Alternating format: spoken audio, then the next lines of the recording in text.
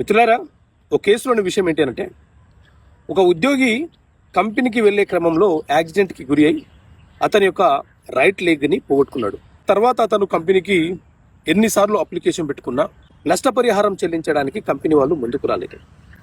So సాధారణంగా ఇలాంటి సందర్భాలలో ఉద్యోగి కంపెనీ నుంచి నష్టపరిహారం పొందడానికి అవకాశం ఉంటుందా అని అంటే, మిత్రులారా, మన దేశంలో ఉన్నటువంటి labour Lalo doctrine of promotional extension అనే సిద్ధాంతం ఉంటుంది. ఎవరైనా ఒక ఉద్యోగి పనిచేస్తున్న స్థలంలో కావచ్చు, లేకపోతే కంపెనీ బయటి ప్రదేశంలో కావచ్చు, యాక్సిడెంట్కి గురి అయి అతనికి కొంత ఇంజురీ జరిగినప్పుడు కంపెనీ యొక్క యాజమాన్యము అతనికి నష్టపరిహారం చెల్లించాలనే అంశం గురించి ఈ సిద్ధాంతం చెప్తున్నది.